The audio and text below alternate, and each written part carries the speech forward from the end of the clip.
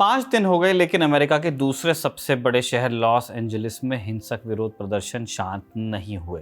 Trump इन प्रदर्शनों को कुचलने के लिए पूरा जोर लगा रहे हैं। पहले उन्होंने कैलिफोर्निया के गवर्नर गेविन न्यूसम की मर्जी के बिना नेशनल गार्ड लॉस एंजलिस भेजे, फिर उन्हीं गवर्नर न्यूसम को गिरफ्तार करने की धमकी भी दी। ट्रंप यही नहीं रुके, उन्हें 2000 नेशनल गार्ड कम लगे तो 2000 गार्ड्स को फिर एलए की तरफ रवाना किया, साथ में 700 मरीन्स भी भेज दिए। इतना भी काफी नहीं था तो अब ट्रंप कह रहे हैं कि प्रदर्शनकारी पैसे लेकर विद्रोह करना चाहते हैं। इसी बीच अमेरिका में 1807 के इंसरेक्शन एक्ट की चर्चा हो रही है। इस एक्ट का इस्तेमाल कर किसी भी विद्रोह को दबाया जा सकता है क्योंकि राष्ट्रपति के पास लगभग असीमित शक्तियां आ जाती हैं। खबर है कि ट्रंप भी इस एक्ट का इस्तेमाल करने के बारे में सोच रहे हैं। अमेरिका में चिंता है कि अगर ऐसा हुआ तो बड़े पैमाने पर मानवाधिकार उल्लंघन की आशंका बढ़ जाएगी। आखिरी बार इस एक्ट का इस्तेमाल 1992 में हुआ था और एलए में ही हुआ था। आज के शो में हम इस एक्ट की बात करने वाले हैं। आपको बताएंगे कि कब इसका इस्तेमाल हुआ, कैसे कानून बना और फिर कैलिफोर्निया के गवर्नर गेविन न्यूसम के बारे में कुछ जानकारी देंगे। न्यूसम डेमोक्रेटिक पार्टी से आते हैं, पार्टी में उनका कद बड़ा है। कहा जा रहा है कि अगले राष्ट्रपति चुनाव में डेमोक्रेट्स की तरफ से एक मजबूत दावेदार हो सकते हैं। जब से लॉस एंजलिस में प्रदर्शन शुरू हुए हैं, न्यूसम की ट्रंप के साथ तकरार बढ़ती जा रही है। उन्होंने नेशनल गार्ड तैनात करने के लिए ट्रंप पर मुकदमा किया है, इसलिए राजदूत में उनके बारे में भी कुछ डिटेल्स होंगी। नमस्कार, स्वीकार कीजिए निखिल का आप खबरगांव का डेली इंटरनेशनल बुलेटिन राजदूत देख रहे हैं, जिसमें यूएस के साथ साथ आज हम इजराइल की भी बात करेंगे।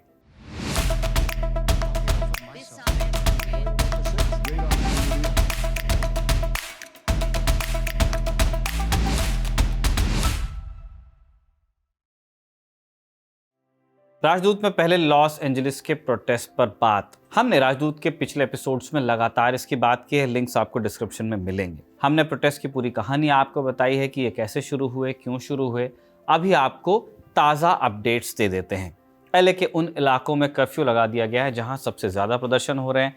ये कर्फ्यू रात 8 बजे से सुबह के 6 बजे तक लागू रहने वाला है। ये फैसला ट्रंप प्रशासन का नहीं बल्कि ये फैसला लॉस एंजलिस की सिटी मेयर कैरन बेस का है, जो डेमोक्रेटिक पार्टी से ही आती हैं। एलए पुलिस ने गिरफ्तारियां शुरू कर दी हैं। सीएनएन की रिपोर्ट के मुताबिक अब तक 378 लोगों को गिरफ्तार किया जा चुका है। डोनाल्ड ट्रंप ने जिस तरह इन प्रोटेस्ट को हैंडल किया और उन्हें अवैध शरणार्थियों के नाम पर जो छापेमारी उन्होंने करवाई है, इससे अमेरिका का एक धड़ा नाराज है। इसलिए ट्रंप के विरोध में न्यूयॉर्क में, Chicago, Seattle, Denver, San Francisco और अटलांटा समेत कई और शहरों में प्रोटेस्ट अब हो रहे हैं। इस प्रोटेस्ट के चलते कैलिफोर्निया के गवर्नर गेविन न्यूसम और राष्ट्रपति ट्रंप आमने सामने हैं।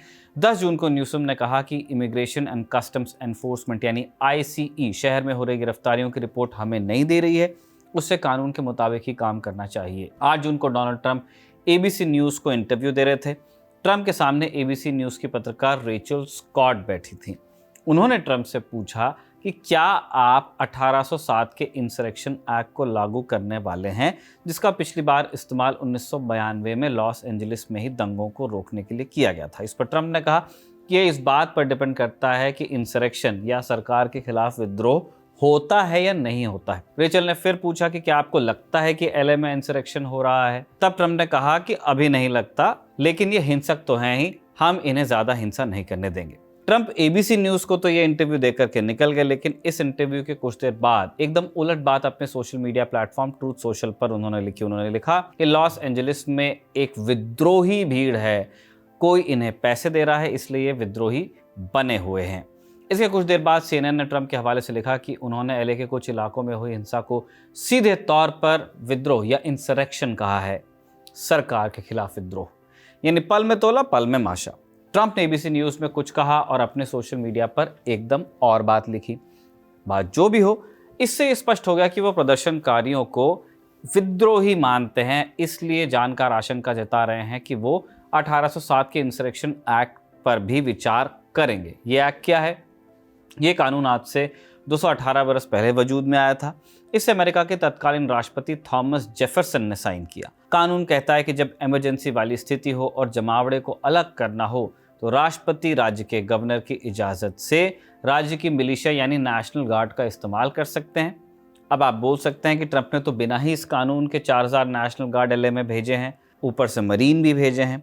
तो असल में ट्रंप ने यहाँ टाइटल 10 नाम के एक नियम का इस्तेमाल करके ऐसा किया। अब सवाल उठता है कि फिर 1807 का इंसरेक्शन एक्ट कैसे खतरनाक हुआ? तो इसका जवाब है इस कानून की अस्पष्ट व्याख्या में। अमेरिकी मीडिया में लिखा जा रहा है कि इस कानून के लागू होने से राष्ट्रपति को बहुत शक्तियां मिल जाती हैं, इसकी कोई सीमा नहीं है, यानी राष्ट्रपति एकदम मदमस्त हाथी जैसा हो जाता है। आप एग्जाम्पल से शायद समझें इस बात को। साल 1991 की बात है, एलए की ही 25 साल का एक ब्लैक अफ्रीकन अमेरिकन नौजवान तेज रफ्तार से कार चलाकर निकला।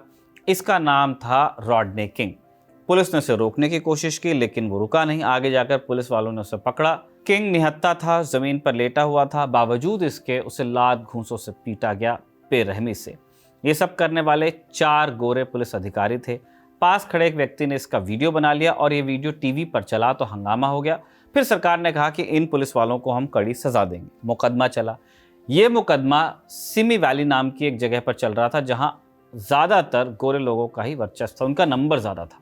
अदालत की जूरी में एक भी अफ्रीकन अमेरिकन नहीं था, कोई भी ब्लैक नहीं था, सारे गोरे थे। 29 अप्रैल 1992 को कोर्ट ने चारों पुलिस वालों को बरी कर दिया। किंग की बेरहमी से पिटाई जो हुई थी उसको भी जस्टिफाई किया और इस फैसले के बाद एलए और कई अन्य जगहों पर भयंकर प्रोटेस्ट हुआ और ये प्रोटेस्ट तब्दील हो गए दंगों में। लेकिन बात बन नहीं पाई। जब दंगे हो गए तो वो इतने विकराल थे कि एलए की पुलिस इनसे डील नहीं कर पाई। उस समय जॉर्ज H.W. बुश अमेरिका के राष्ट्रपति थे, बुश सीनियर। ये भी ट्रंप वाली रिपब्लिकन पार्टी से ही आते थे।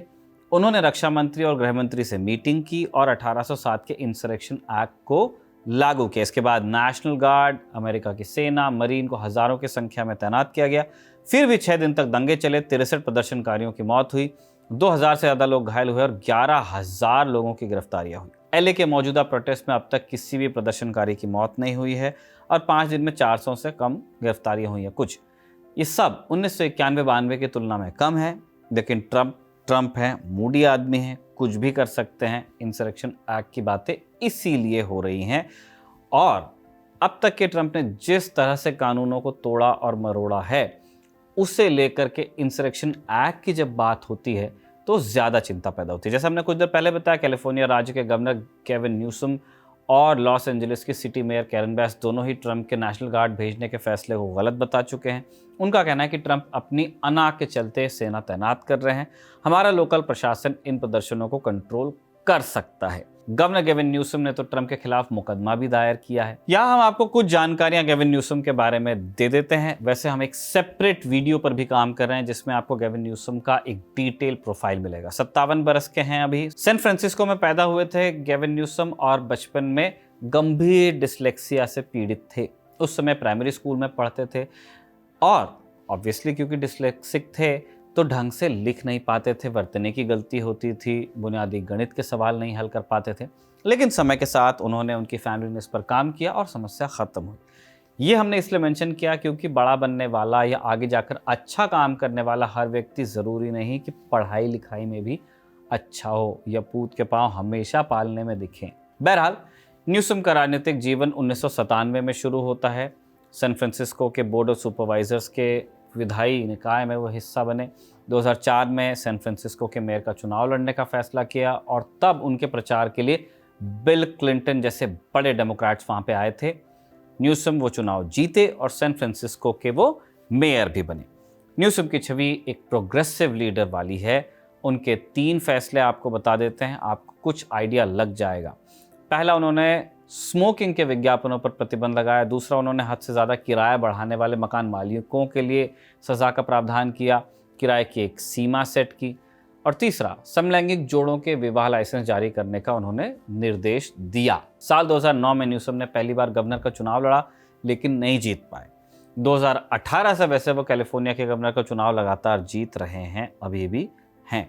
साल 2024 में जब डेमोक्रेट्स के अंदर ही कुछ लोगों ने बाइडेन की उम्र पर सवाल उठाना शुरू कर दिया, तब न्यूसम बाइडेन के साथ बने रहे। बाइडेन के सबसे वफादार लोगों में से एक थे। एक समय ये भी कहा जा रहा था कि बाइडेन का नाम हटने के बाद न्यूसम को ही 2024 में राष्ट्रपति पद का उम्मीदवार बनाया जाएगा, लेकिन उन्होंने ही इस बात का खंडन कर दिया। लेकिन जब भी उनसे पूछा जाता है कि क्या वो 2028 में राष्ट्रपति पद के लिए दावेदारी पेश करेंगे तो वो मना नहीं करते हैं। अमेरिकन मीडिया में भी उन्हें एक बड़े डेमोक्रेट नेता के तौर पर पेश किया जाता है और 2028 के राष्ट्रपति चुनाव का उन्हें एक मजबूत कैंडिडेट बता रहे हैं कुछ लोग, क्योंकि इस समय डेमोक्रेट्स के पास चेहरों की कमी है। इसी साल मार्च में उन्होंने एक पॉडकास्ट लॉन्च किया जिसमें उन्होंने ट्रंप के पूर्व मुख्य रणनीतिकार स्टीव बैनन सहित कई और रिपब्लिकन्स को बुलाया। उनके इस मूव पर कहा गया कि वो नए उम्र के वोटर्स को भी अपने खेमे में लाने की तैयारी कर रहे हैं। जब से LA में प्रोटेस्ट शुरू हुए हैं, न्यूज़म लगातार न्यूज़ में है और अब ट्रंप के खिलाफ उन्होंने मुकदमा भी कर दिया है, जैसा हमने आपको पहले बताया था। ये थे US से आने वाले अपडेट्स। अब आपको इजराइल से आए 2 अपडेट्स बता देते हैं। ट्रंप ने इजराइल के प्रधानमंत्री बेंजामिन नेतन्याहू को फ़ोन मिलाया है। टाइम्स ऑफ इजराइल की रिपोर्ट के मुताबिक ट्रंप ने 40 मिनट तक नेतन्याहू से फ़ोन पर बात की। ट्रंप ने नेतन्याहू से साफ कहा कि अमेरिका ईरान से परमाणु डील करना चाहता है। ऐसे में जब तक डील नहीं हो जाती तब तक के लिए गजा में मौतें और बर्बादी रोको। फ़ोन पर ट्रंप से बातचीत होने के बाद नेतन्याहू ने एक हाई लेवल मीटिंग भी बुलाई। हालांकि अब तक ये साफ नहीं हो पाया कि नेतन्याहू ने इस कॉल का जवाब क्या दिया था। नेतन्याहू पहले से ही ईरान के परमाणु प्रोग्राम के खिलाफ रहे हैं। नेतन्याहू की मांग है कि ईरान के साथ परमाणु समझौता न किया जाए, उनके सभी प्लांट्स को बम से उड़ा दिया जाए, लेकिन ट्रंप इस मूड में नजर आ नहीं रहे हैं। पिछले 2 महीनों से ईरान और अमेरिका के अधिकारी इस पर बात कर रहे हैं। मामला अटका हुआ है यूरेनियम के एनरिचमेंट पर, यानी यूरेनियम के शुद्धिकरण पर, जिसके बाद में आपको वेपन्स ग्रेड यूरेनियम मिलता है। आप जितना इसको फिल्टर करेंगे, परमाणु बम बनाने की संभावना उतनी बढ़ती है। अमेरिका कह रहा है कि ईरान एनरिचमेंट को बंद करे और ईरान इसके लिए तैयार नहीं है। जब जब उनके लिए ये जिक्र किया जाता है तो वो कहते हैं कि इजराइल के परमाणु कार्यक्रम पर भी आप बात करो। बात करें इस फोन कॉल की तो ट्रंप नहीं चाहते कि इजराइल की वजह से डील होते होते रह जाए, क्योंकि अभी मिडल ईस्ट में तनाव बहुत है। पिछले दौर की बातचीत में ईरान ने अमेरिका के परमाणु प्रस्ताव पर आपत्ति जताई थी, क्योंकि इसमें ईरान पर लगे प्रतिबंधों को हटाने का कोई जिक्र नहीं किया गया था। इस बार बात बनेगी नहीं, इसका अपडेट आपको राजदूत के आने वाले एपिसोड्स में हम दे देंगे। दूसरी खबर भी इजराइल से ही है। ब्रिटेन ने 2 कट्टर दक्षिणपंथी इस्राएली मंत्रियों इतामार बेन ग्विर और बेजालेल स्मोट्रिच पर प्रतिबंध लगा दिया है। ये प्रतिबंध फिलिस्तीनी समुदायों के खिलाफ हिंसा भड़काने के आरोप में लगाया गया है। इन मंत्रियों को ब्रिटेन में प्रवेश नहीं करने दिया जाएगा। इसके अलावा ब्रिटेन में इनकी संपत्ति भी जब्त की जाएगी। ये कदम ऑस्ट्रेलिया, नॉर्वे, कनाडा और न्यूजीलैंड के साथ मिलकर उठाया गया है। इजराइल के विदेश मंत्री ने इस कार्रवाई को अपमानजनक बताया है। ब्रिटेन के विदेश मंत्री डेविड लैमी ने कहा कि दोनों मंत्रियों ने फिलिस्तीनियों के खिलाफ हिंसा और मानवाधिकारों के उल्लंघन को बढ़ावा दिया है, जिस वजह से यह कदम उठाना पड़ा। अमेरिका के विदेश मंत्री मार्को रूबियो और इजराइल में अमेरिकी राजदूत माइक हग्बी ने इस कदम की ऑब्वियसली निंदा की है। कौन है ये मंत्री, आपको ब्रीफ में बता देते हैं। इतामार बेन ग्विर, आपने बहुत सुना होगा इनके बारे में। एक कट्टरपंथी दक्षिणपंथी राजनेता हैं, जूइश पावर पार्टी के मुखिया हैं। अभी इजराइल में मिनिस्टर ऑफ नेशनल सिक्योरिटी की भूमिका निभा रहे हैं। फिलिस्तीनियों के खिलाफ अक्सर भड़काऊ बयान देते हैं, मस्जिद अक्सा में कभी भी घुस जाते हैं। बेन ग्विर पर नस्लवाद भड़काने के लिए दर्जनों मुकदमे चल रहे हैं। इनमें से कम 8 मामलों में उन्हें दोषी ठहराया भी गया है। उन्होंने बारूक गोल्डस्टीन की तस्वीर अपने कमरे में सजा कर रखी थी। गोल्डस्टीन वही है जिसने 1994 में हेब्रॉन में 29 फिलिस्तीनियों का कत्ल किया था। इस तस्वीर को उनके घर से 2020 में हटाया गया। इस समय उन्होंने नेतन्याहू की सरकार को समर्थन दिया हुआ है। दूसरे मंत्री हैं बेजालेल स्मोट्रिच, इजराइल के फाइनेंस मिनिस्टर हैं, ज़ायनिस्ट पार्टी के मुखिया हैं, गजा पर कब्जे का समर्थन करते हैं, कहते हैं कि वहां भी सेटलमेंट्स बनाने चाहिए। ओपनली खुद को फासिस्ट समलैंगिक विरोधी कहते हैं। उन्होंने एक बार गे प्राइड के खिलाफ बीस्ट परेड नाम का विरोध प्रदर्शन भी आयोजित किया था। तो ये कहानी है उन 2 मिनिस्टर्स की इजराइल के जिन पर ब्रिटेन ने प्रतिबंध लगाया है और विदेश उसके साथ हैं। इन्हीं जानकारियों के साथ साजिद का लिखा और इरशाद का रिकॉर्ड किया राजदूत समाप्त होता है। आप खबरगांव को देखते रहिए।